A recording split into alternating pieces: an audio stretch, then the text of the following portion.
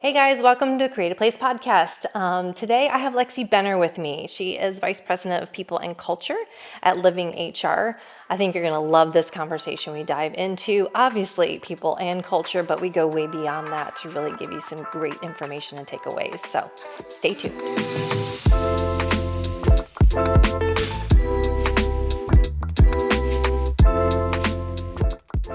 Hey Lexi, welcome to Create a Place. I am glad you're here. I've been bragging about this episode coming up because I think it's going to be a really good HR conversation, which most people that I've said that to think, okay. I'm like, this is going to be fun. We're going to talk about some really fun HR stuff and hopefully, kind of get into some nitty gritties. And I kind of get blank stares, but that's okay because you're here to talk to us about people and culture and the real meaning behind HR and what that actually means to a company, right? So I'm so glad to have you. Tell me just a little bit before we get started. Vice President of People and Culture. What does that look like for you in a nutshell? So it's a little different for me working in consulting than it would be in-house, but largely we all do the same function. And our job is to enable the business to do what it does by helping support the people, right? So we look at how we enable the business through the people. Do we have the right people in the right seats? Are we looking future forward and helping enable those people with the skills that they need to grow with the company? Do we have the right programs in place to support those people? Are we creating a great experience for them so that they can focus on doing their jobs? Are we making it a place where they want to be and want to do a great job? And in the consulting space, we do that fractionally through a myriad of ways, which means we either sit as fractional parts of the people team or head of the people team, or we support the existing people team through project work. So I get to work with clients of huge companies, small companies, every industry you can think of. So it's really fun. We get to do a lot of different things with different groups. Wow, I think that's pretty cool. I mean, and you get to not only be, HR from one company, which, obviously gives you a very myopic view of things, and you get to do it for many companies. That's got to be this exponential experience that you get to have, right? Where you get to experience all the different ups and downs and across different industries and everything else. So that's why I was excited to have you come and talk about, what that means. And let's dive right in because I think HR is often misunderstood. And I'm sure that you agree with this. And so I would like to share, I would like for you to share and us to talk about this.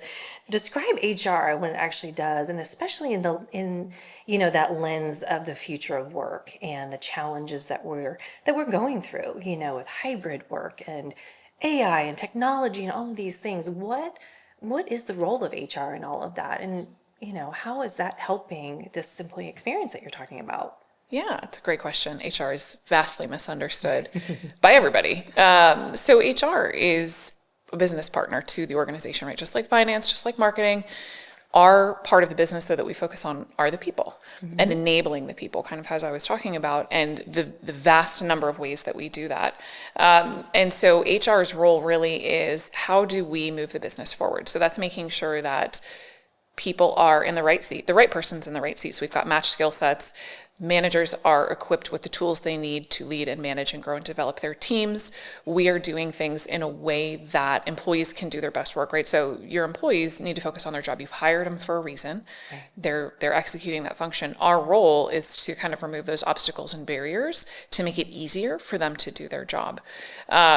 And really work as that advisor across the full organization to make sure that we're there supporting it. And that's done through any number of ways that you can think about it, right? If we look at total rewards, it's making sure that our benefits package aligns with what we say we are as a company and who we say we are, that it aligns with our philosophies on things. We look at total rewards, making sure that our compensation is aligned, that we're paying people equitably and at market rates for the work that they are doing with us.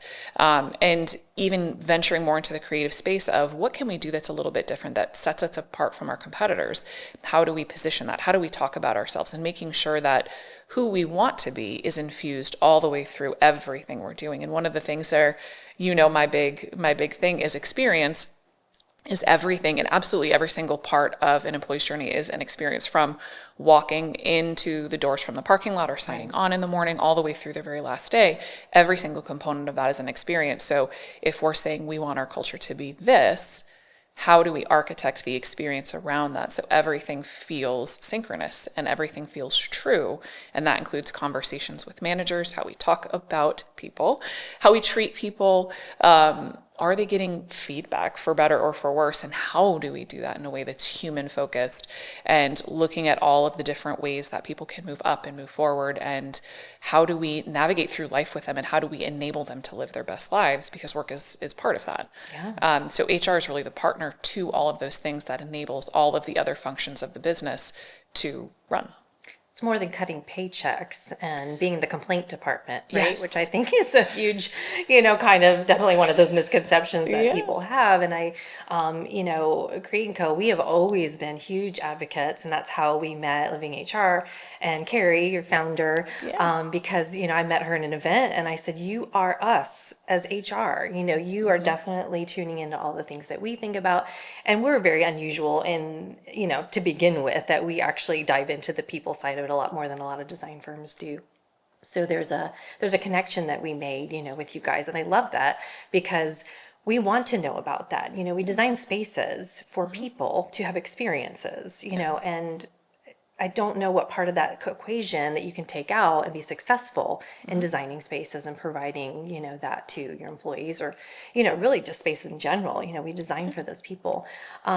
So I appreciate, clarifying that. And hopefully that helps some folks that are kind of out there still a little archaic in their feeling of that, because I think the important thing that we really need to understand too is that it goes much farther beyond that, and like you said, it's really teaming up with leadership and, how does this business move forward? And so we've been huge advocates for years about getting you guys to the table, especially on a project, right away.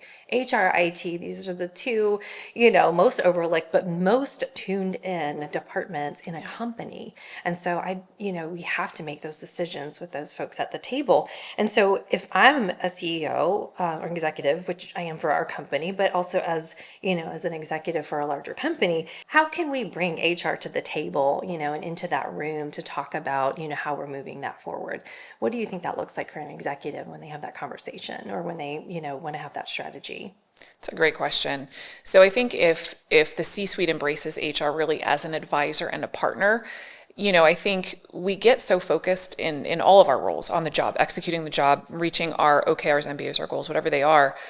We don't always stop to think about what it is we're doing or why we're doing it that way. And HR has a pulse into the employee voice, or really good HR departments will, right? So we know if we're asking and listening to what employees want. We're also the ones talking to candidates and going out in the marketplace and understanding what it is that people are looking for, right? So if I'm an executive, if I'm a CEO, I want to make sure I have really good people and that they're staying, right? Those are two really big things that are going to enable me to hit my goals. So if I look at HR as the conduit to understanding the employee perspective, instead of I know best, I know what's going on, or kind of focusing on my lane, on my role, I think that helps you go further faster. So as a CEO, really leaning into HR and seeking their guidance, trying to understand the employee perspective and how it might differ from yours. And I think that's, if you don't think about it, it's easy to just kind of march forward. Yeah. In the day-to-day, You're making a lot of assumptions. Like, you're not really, diving into the data. You're making assumptions for what you think. Exactly. Yeah. And I might not realize, I think a lot of times I meet CEOs who see themselves just as a person without realizing the weight that they carry as the CEO, right? So having a really healthy relationship with HR so that they can challenge you and challenge those perspectives. And I think a lot of times when we get feedback, we're ready to respond or we're ready to act on it. We don't stop and actually just take that feedback in and understand what it means, right? So when we're looking at employee surveys, if I'm a CEO, I'm really going to lean on HR to tell me what that survey says, and I want them to feel safe to do that, kind of with that filter removed. If you think about, if I'm an employee, I might sugarcoat my feedback a little bit, giving it to my manager because you absolutely do. I don't want to lose my job, right? If we're being frank. Oh, yeah. My manager might then put their own sugarcoat on it, and that goes up the chain. So by the time, as somebody who can actually influence it, by the time it gets to me, the actual feedback's coated in so much sugar, I don't actually know what the issue is. Right. And as a CEO, HR is your secret weapon to pull back those layers of sugar so you're actually fixing the root of the problem. And you might fix it differently than a different organization based on what you want your culture to be. And so HR is kind of that secret weapon of, you help me understand how I am perceived, right? And really being open to hearing that, because it might differ than how you perceive yourself. And you really have to have that trust with your HR leaders to hear that and to do something about it. You really have to have that trust in HR to help with any issues you might see, right? So HR is really that conduit to really understand. And then if I'm really looking at hiring, what is the market telling me? I may not have a pulse on that as the CEO because I'm looking at growing the business or doing the 100 other things that CEOs do. HR knows that. And I want to be able to talk to them and say, okay, what are we doing that's turning candidates away from us? What are we doing that's impacting our turnover in a negative way? Do we have managers that we either need to coach up or coach out, or maybe that shouldn't be people managers, but are really good individual contributors? HR is your partner for all those things. I have a big pet peeve about that, by the way. This, training up to a manager, not even training, but promoting people to manager just because they're really good at their job. And, so I'm the first to say, please don't do that unless you're upskilling them, unless you're giving them, the training that they need to become people managers, not just managing how the widgets are made. That's a huge difference. Huge difference. That's crazy. It's its whole own discipline and job. You're not just going to take somebody and be like, oh, you're in finance now. Yeah. You wouldn't do that without teaching them the basics, right? So managerial promotions are not any different. It's a whole new set of tools and skills and things that you need to do that's very separate. And that's a huge part of a people manager's job. Yeah. And it's, I think a lot of times people do get promoted because they're great at their job and then they manage how they've been managed, for better or for worse. Right. And we're not really equipping them the right way so that they're stepping into that role with a degree of confidence or wanting to be a manager, right? I think a great manager is a shield, right, to some degree, right? I'm going to take the blame if things go wrong, and we're going to have conversations about how do we do that, but I'm going to give the credit when things go right. So I don't think very many managers are put into that role knowing that or wanting to do that. So you have to want to do it. You do. And I think that's a big thing is, oh my God, I'm good at my job. Managing is very different. Managing is not doing that job. It's helping other people do that job really well, or potentially another job. I think really great managers build that trust, and HR can help you with that, but build that trust so that maybe my really good widget maker doesn't want to be a widget maker. I need to be a center of trust so they can say, hey, I don't want to be a widget maker. I actually want to draw the widgets. I want to do this totally different role. And a great manager is going to help you do that, whether it's with this company or a different one.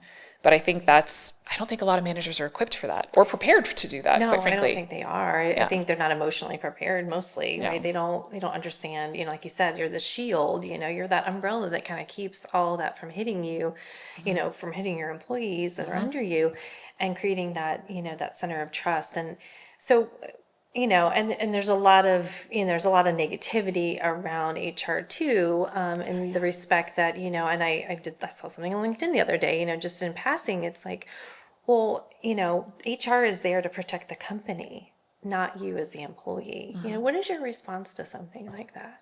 And how does a company, convey or build that trust with somebody so that they can, legitimately say, no, we are a safe place.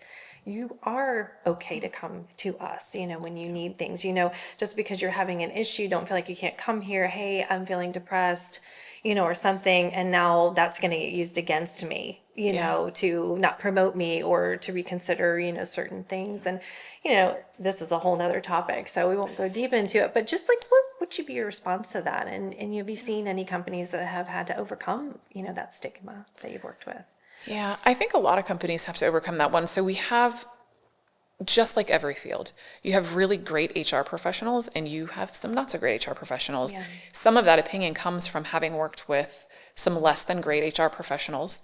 Some of that comes from the stories that get handed down, right? Of HR is not your friend. No one's saying finance isn't your friend, marketing's not your friend. Nobody is your friend. We're all here to do a job. Right. And HR's that's a good point. Right. We're all here to do a job. This is what we're here to do first. Right. But protecting the company, our job is to protect the company. And in a lot of ways that we do that is by advocating for the employees, right? So if you come to me and you say, hey, I'm having a really hard time with my manager and I don't think the feedback that they're giving me is unbiased. I actually think I'm being singled out. we're not protecting the company if we don't thoroughly and in a completely net neutral way look into that, because it could be valid and it could not be valid. Sure. Right? So we have to be that net neutral space for you to come do that, because we're not doing our job to protect the company. If you come tell me that, I'm like, yeah, sure. And it turns out that it's true, and then you sue the company. I've not done my job to protect the company. That's a great point. So when I hear that, I kind of, I think there's potentially some bad experiences feeding into that, but I also think it's the rumor mill that people tell themselves of HR is not your friend, or we're not your friend.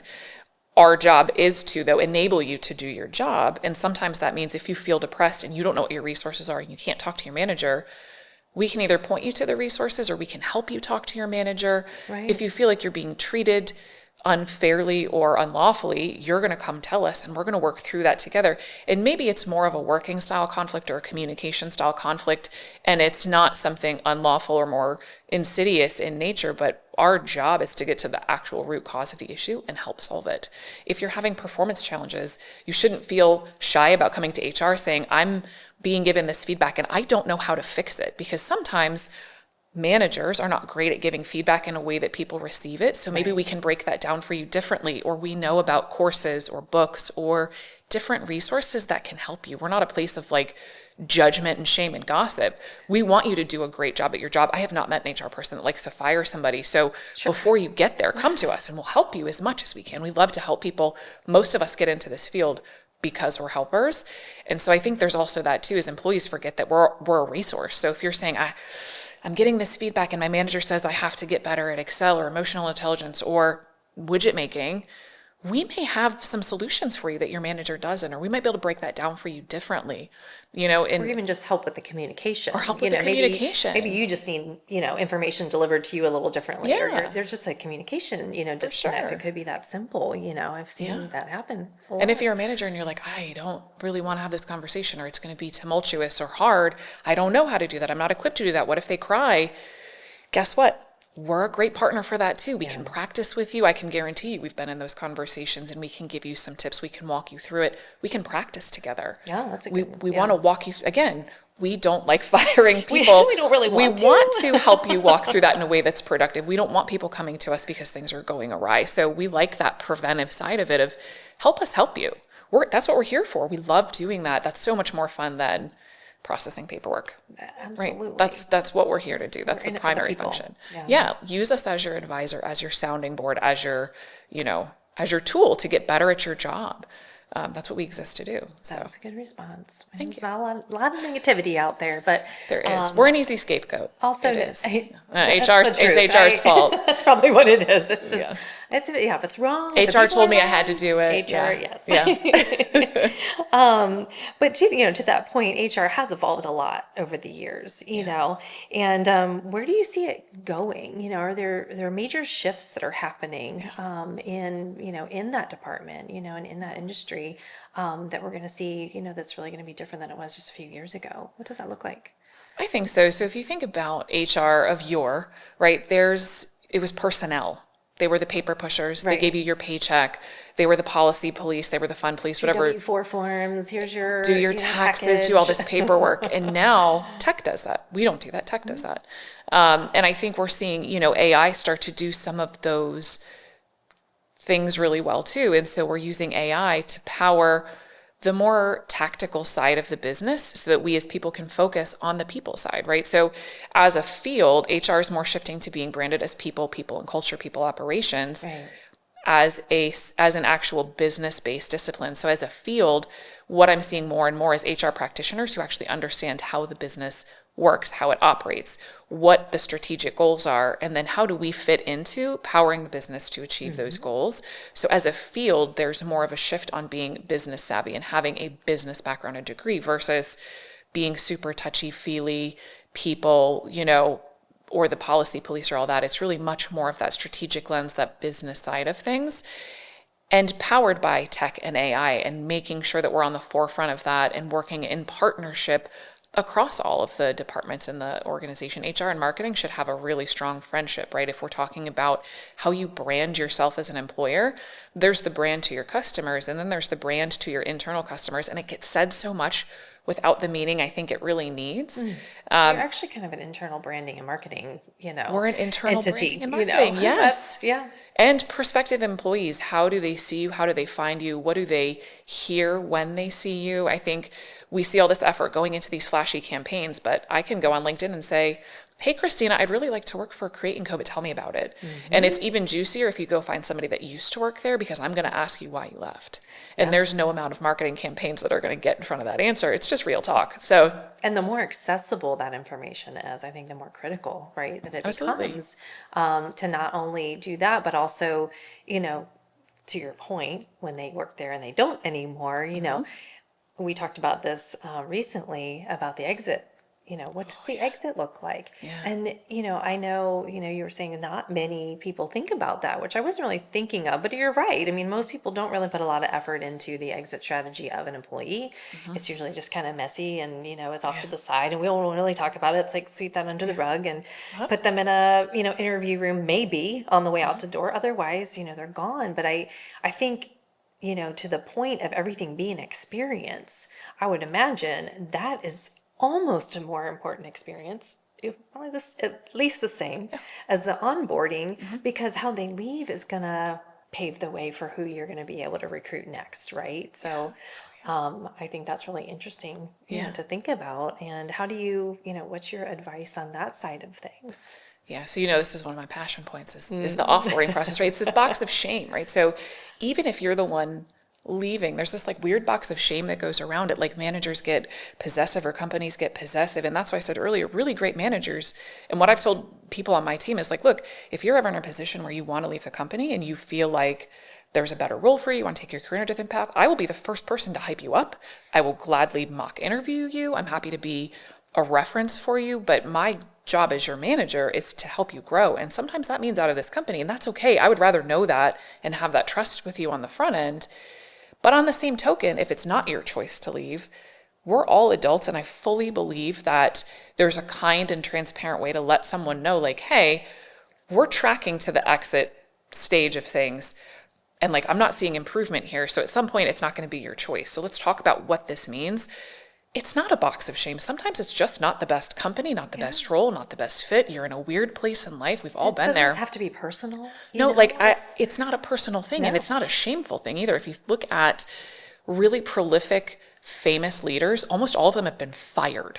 But we have this like whole thing about how shameful it is and this stigma around it, and it makes no sense to me. And we also treat it, we're sweep it under the rug, we're not going to talk about it. But here's the thing, people who exit your organization are potentially future brand ambassadors, future customers. They're potentially future people talking to your future hires. So if we put that same care into the offboarding as we do the onboarding, we can shift some of that dynamic. So if we change an involuntary offboarding, right? So it's not shameful. And I'm like, look, okay, so things aren't working out. We're having these conversations about it. Here's what we're going to do. We're going to partner you with a career coach a little bit, because either this isn't the right role, it's not the right fit, or it's not the right time in life.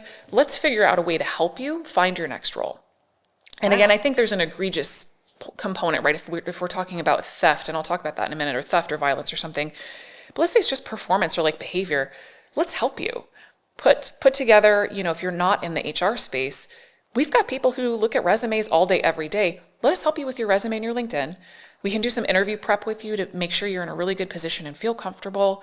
We can partner you with a little bit with a career coach to maybe find something that's a better fit to help you into that next role. And why can't that be the norm? And if we're talking about an egregious situation like theft or violence, if you think about it, a lot of times people in those situations lack some of the tools that some of the rest of us take for granted. We don't all have the same role models, upbringing, access to anger management, access to things. So a lot of times we don't remember that in the moment, and we treat them like the enemy. And it feels like that, right? You've done something bad against the company, and there's certainly things that betrayed a little. You feel betrayed, and I think that's fine. We still don't have to make that an inhuman experience, and we can still part ways without some of those other things, because I'm probably not going to invest in you if you've stolen from me. Right. But I can still have that conversation with you as a person and say, look, you stole from us. We have to part ways. We wish you all the best, and hope that you find what you're looking for. I don't have to treat you like a villain on the way out, because And one of my most deeply held beliefs is I still have to live with myself as a person, and I have values. And if I'm sticking to my values, one of my values is every single person deserves to be treated like a person. Regardless of that. That is on them. Theft, violence, whatever it is on them. But I can still treat you with humanity on the way out. It doesn't mean that I'm going to partner you with a career coach and help you find a job. And we also have a legal obligation here to do certain things. And that's where it's also important to know HR and have those conversations, especially with your attorneys. But I don't have to scream at you and dehumanize you and belittle you on the way out either. No. Right? Because what if you're on hard times? What if there's something else that, there's just 100 what ifs that we don't have insight into. And this is very easy for me to sit here and say, right? But I also am a practitioner. And I firmly believe, and we've talked like my obsession with the light bulb being this humble thing no one wanted, that everyone said was impossible and unsustainable. And now we have thousands of versions of it. I think if we as people decide what our standard is going to be and we adhere to that 5-10 years from now, it's going to be more of an expectation that you're offboarded in a really human way, because it is an experience. And it's one that we don't always put a lot of effort into, but there's these companies that have massive successful alumni programs where people who used to work there still refer people in. They speak really positively about these organizations, even though they've left.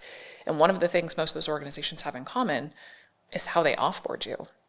It's done with care, it's done with thought, it's done with intention, even if it's involuntary. And there's ways to do it the right way, but no one wants to really focus on it because they don't see it as an immediate ROI. I'm not going to make money if I offboard you the right way. And that's a little short-sighted, but does it cost much more? And what are you doing to your reputation that you don't know that you're doing to your reputation, right? You don't know how many applicants are getting halfway through and going, oh, I talked to somebody that used to work there. I could be losing their next, genius. Who knows? Could be losing their next genius, or like, oh, I've heard bad things about that company. You don't want to use them as a company, as a service, not even just candidate side, but like, you don't know how that sphere of influence goes. So this is true. I mean, because then your reputation, goes out to your clients and everyone else, so for better or for worse, right? So again, if you're sticking to your own values, somebody doing wrong, they have to live with that, not you. I have to live with how I treated you. And so I try to hold on to that. And I got the weirdest compliment that you never want to get, and that is, I've never seen someone fire somebody as nicely as you did. In the grand scheme of things, that's a great That's a great compliment. Yes. Not one I really would have seen coming, and probably not one I'm gonna, want on my tombstone one day. But it did mean something to me because that's a firmly held personal belief of mine, is that you deserve that. You deserve that basic level of dignity, no matter what. You do. So are you coaching a lot of your clients in that way? Or are you seeing that a lot more companies are just being more cognizant of this and are making the effort to do that? Or is this kind of like a battle that you're trying to win to get, especially your clients, because I know you work with a lot of different companies, and are you seeing that starting to catch on, that they're understanding that is a thing? This, offboarding is this opportunity, to make a positive, kind of legacy out of it? I think it's hit and miss. I think some people, and it's just like when we started looking at culture as something that's really important, you had companies that were early adopters and really latched onto that, and not just like, oh, we got ping pong tables. Like, that's not culture. Come on now. This is the same thing. So we have some people who are really wanting to embrace offboarding as its own experience. And I agree that it should mirror onboarding. You should put the same amount of care and thought into both. Sure. And you have some companies where it's more of we need to have managers in a position to have the conversation in a human way first before we really focus on it. So I'm also a big believer in you have to meet people where they are. Right. So I'm not going to push you down a black diamond for the skiers if it's your first day skiing. Let's start on the bunny slopes. Sure. Right. So some of it is assessing where the client is and what's going on, and then working your way through that natural progression. Sometimes we're really in a place where it's just having managers be able to have that conversation in a really kind, human way. Gotcha. Sometimes it's making sure that managers feel comfortable as much as you can to prep someone that they're going to get fired. A lot of times people feel like, I can't give you this hard feedback because it's mean, or I don't want to have this uncomfortable conversation. And I got news for you. If you're not telling someone they're not doing a good job because it's uncomfortable, it's going to be a lot worse when you got to tell them they're fired because they haven't done a good job, but you've never told them they weren't doing a good job. So the discomfort, it's just much worse. And it doesn't have to be confrontational. Me saying like, hey, Kristina, I think there's a gap between what I'm expecting and what you're doing. Let's figure that out together. Like, what's the miss here? Because here's what I'm expecting. Upskilling, right? That's part of the upskilling of managers. Yeah. whether it's going to lead to offboarding, procedures or not, Right. it is part of that upskilling and understanding how to have that communication. And you deserve to know. As an adult, Absolutely. you deserve to know if you're not meeting the expectations so you can do something about it. Because if you tell me, hey, Lex, you're not really meeting expectations. We've talked about this a couple times and we're still not there. So this is telling me either maybe this isn't the right role for you. I'm maybe not explaining something clearly, but there's a miss. However, my expectations aren't really going to change. And so what I need from you is for you to decide, is this the right role for you? And if it is, if you come back and say, I want to be here, this is the role for me, I got to see a 180. And we can talk about what resources you need and how I can support you, but I really have to see a 180. And if you come back and tell me, this is not the role for me, let's figure out a transition plan so that you choosing to leave is your decision. But if you come back and tell me, this is the role for me, and I have to talk to you about this more, that choice isn't going to be yours anymore, and I'm going to have to ask you to leave. And I don't have to be mean about that, but I'm telling you so that you can make the decision for you. Now, is everybody emotionally mature enough to take that and make the right call? No. No. No, but again, it's not done enough so that as a society we're expecting it. So it's just like anything else that's new. It takes a little while Sure. for those things to develop. But if that starts to become the expectation and the norm, how much easier is it to have the awareness to have that conversation and then go, actually, you know what? I don't think this is the right job for me. And you're going to go, great. Let's figure out a transition plan that makes sense for you so that we can start to hire your replacement while you're here and we can do some knowledge transfer.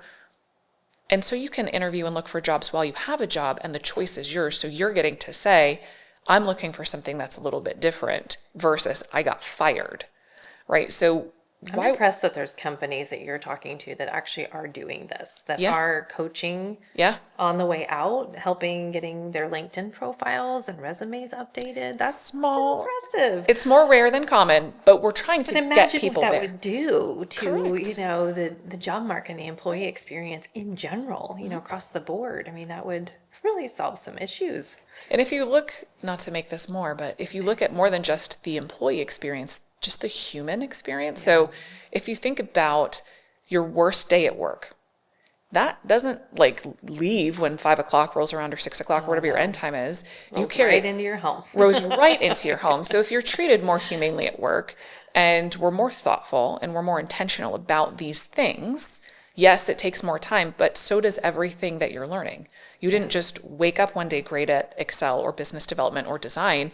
You had to put a lot of intention and thought and effort into it. And over time, it got easier and more second nature. I mean, none of us are born knowing how to walk, but we forget the insane amount of effort it took to get there because we're past that. We've mastered the skill, we can move on. And so this is not I'm different. glad we can't remember that. Most of I us. have a 2-year-old and a 4-year-old, and I remember it a little more just from the lens of like, oh my God. But it's just like, if we think about it as any other skill, yes, it takes more time and intention, but it's not going to forever. At some point, it Right. becomes muscle memory. At some point, it becomes second nature. And that kind of changes the human experience broadly. Imagine how many fewer people are going to be in traffic ticked off and flipping you off. Imagine how many less people are going to be angry at the grocery store or at your kid's sports game or short-tempered with your own family.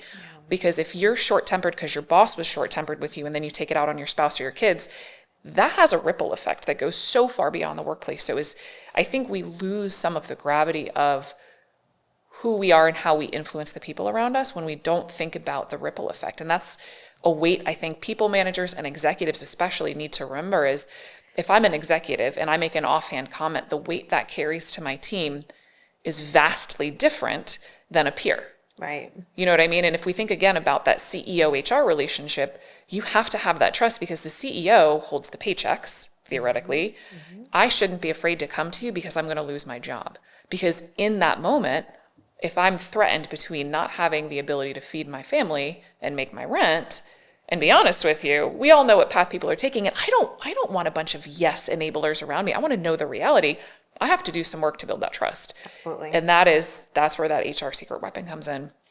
And managers too. If I'm constantly in that space of coming down hard on people or berating people or you can't make mistakes or freaking out when mistakes are made or I can't believe that person's so dumb, the ripple effect of that is greater than I think we realize or think I about. think it's way more than most people imagine. Yeah. So what's some advice you would give to HR professionals then that are trying, to make these changes, and are trying to change the course of, this whole experience, this whole human experience. And I completely agree. We're the same way. It's like, we want to make this, we love when clients say, we want this experience.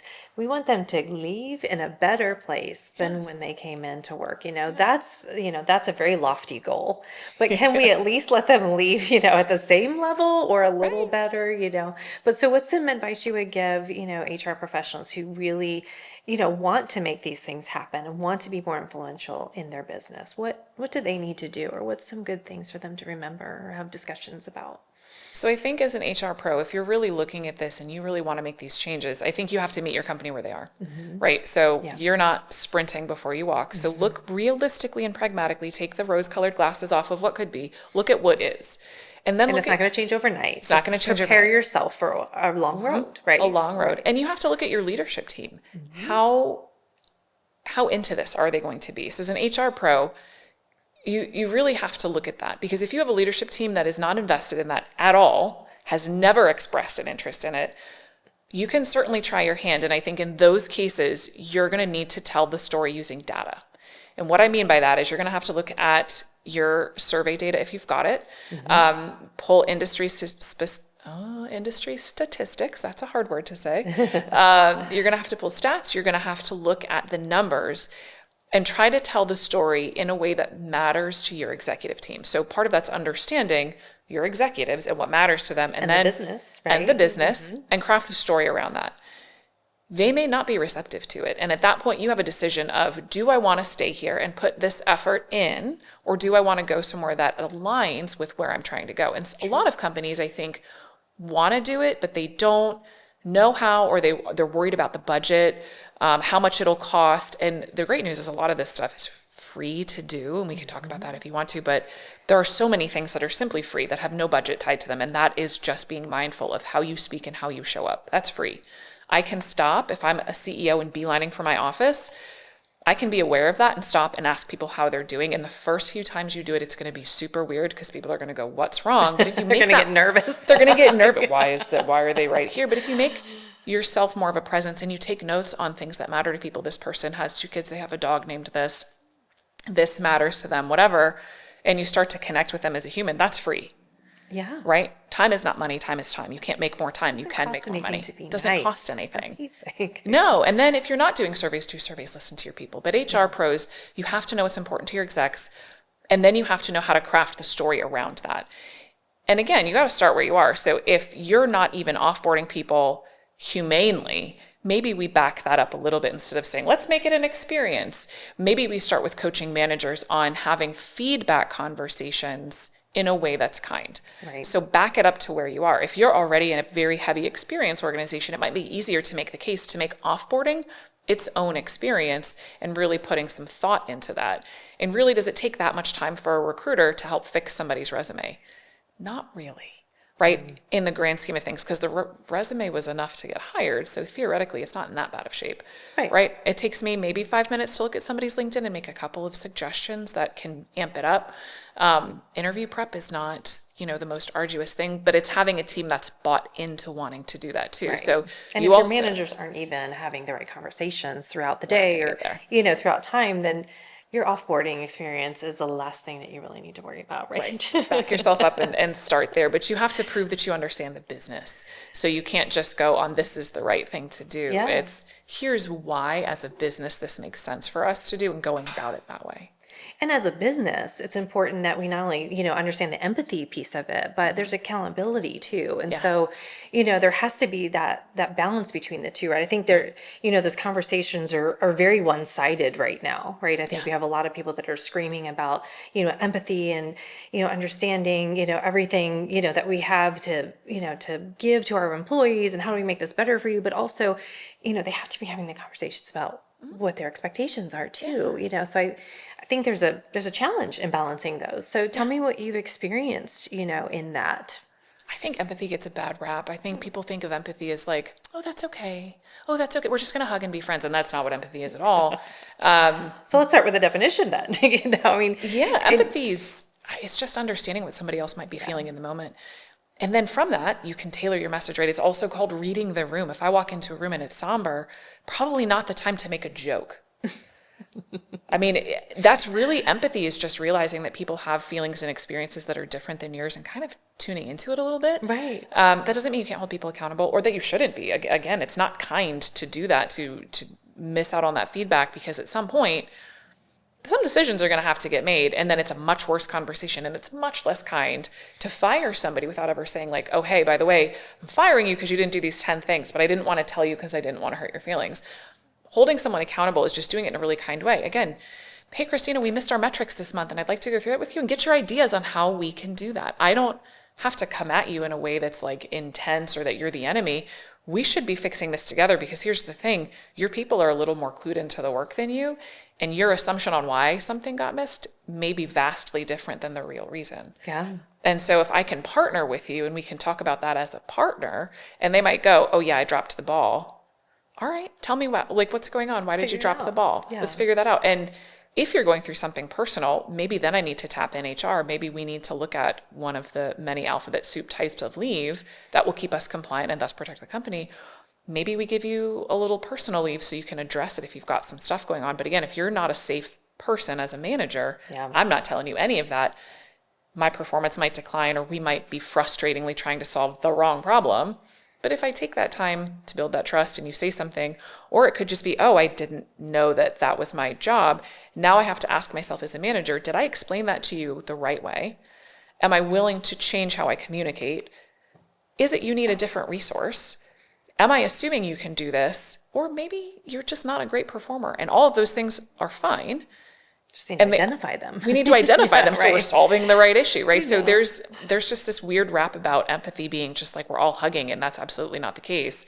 It's just how you approach the problem. And that is you and me looking at the problem together and figuring out how do we solve it, versus me screaming at you and dehumanizing you like you're trying to end my bloodline, versus we just have a problem that we need to figure it out. And managers sometimes need to realize sometimes it is you. You are not a good communicator. Yeah. And you got to be willing to ask your team, like, hey, am I an okay communicator? Can we communicate better? Yeah, for them to go, I don't really know what this is. And you have to be willing to go, all right. Yeah, you're right. And I think that also can look like, very simply, empathy is, I understand what you're going through and that you might need to take some time off, but also understand that you need to get this project done. So you might need to put in some time over the weekend or in the evening to get that done. And I think that's a very simple, example, and also just a way of practicing that. You're right. It's not necessarily all this kumbaya, let's sit around and hug. Yeah. So, I know we could go on forever, but, as we wrap up a little bit here, so what are some of the most common challenges, outside of the things that we've already talked about, and some practical solutions to try? So what are some takeaways that we can give, the folks that are listening, HR professionals that are out there just kind of trying to figure out how to approach some of these things and maybe feeling like they're alone? What's some advice you would give? So first things first, no one's alone. Absolutely everyone has issues. The most well put together, I would love to work there. I promise you, if they've got issues, everybody does. No one's doing it right all the time. Everybody. Absolutely everybody. I would say some of the more common things I really see are around communication in a wide variety of ways. So either we're not asking our people questions at all. If you're not doing surveys, please start doing them. Even if you have 10 people, they really matter. And the anonymity is important because people, again, you're in control of whether or not they have a job. And not everybody is coming from this great experience where I trust that you're going to do the right thing with my feedback. Right. So making sure that you don't get the survey results and go, I know who said that. Don't even play that game. Ask people questions.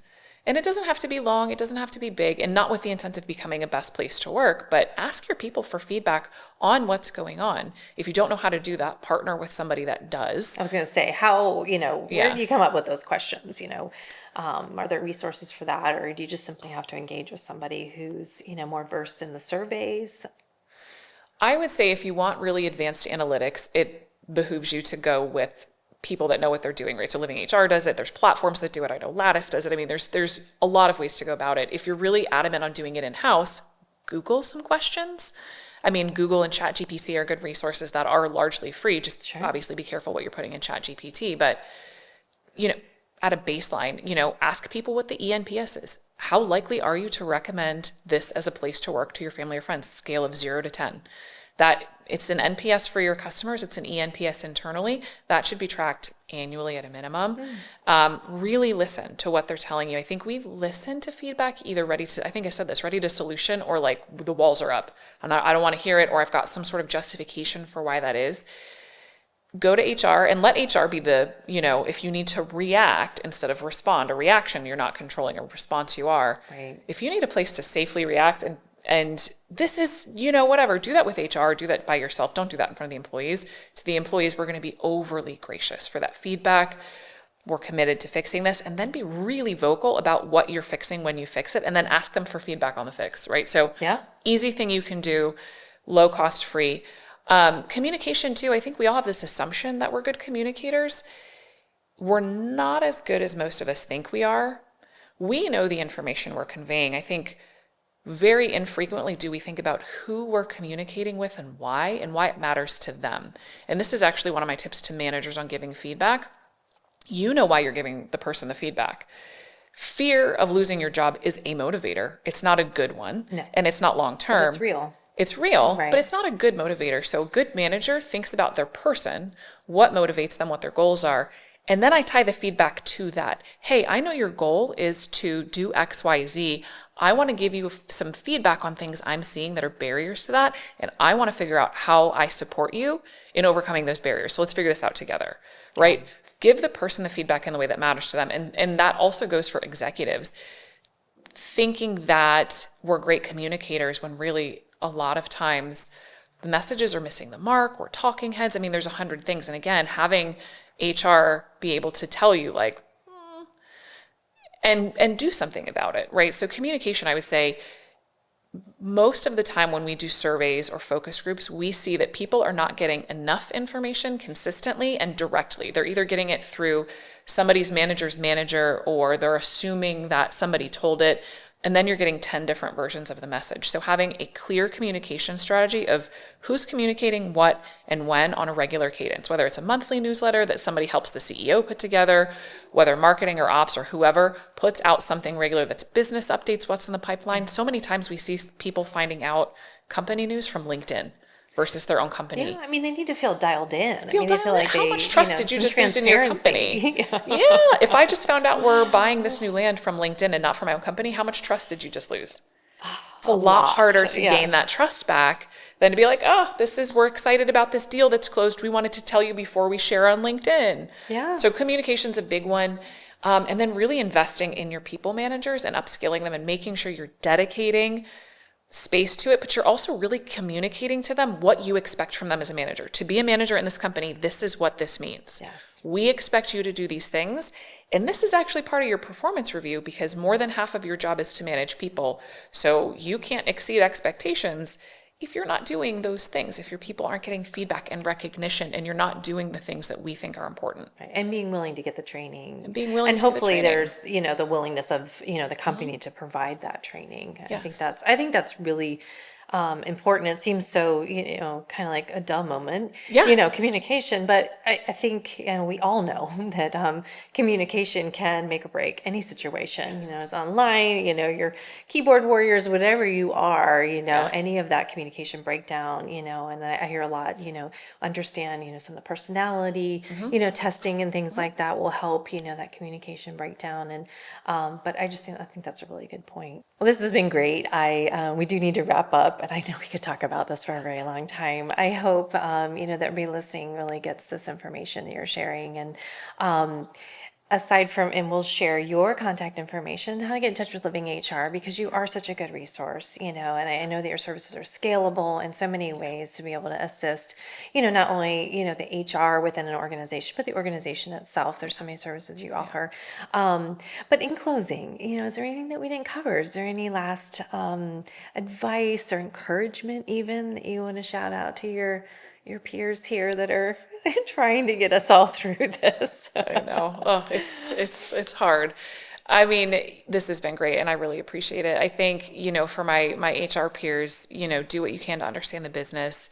Really, dive in. If you don't understand business, there's tons of free courses to understand like P&Ls and different components if that's not your background. And then to my executives listening, please listen to your HR people. We want the business to succeed. And a lot of times we have insights that you may be missing out on if we're not a partner. So agreed. And let you to the table in the Bring us to the room table. and let us be that, let HR be the advocate, that they can be. So, Yes. awesome. Yeah. Well, thanks so much for being here. This was great. And like I said, we will share, how to get in touch with you and Living HR, in the show notes. And I hope you have a great day. Thank you. Thank you. Thank you for having me. It's good talking with you. Yeah. What a great conversation with Lexi. I'm glad you joined us. Don't forget to subscribe and like and share with a friend, and we'll see you next time.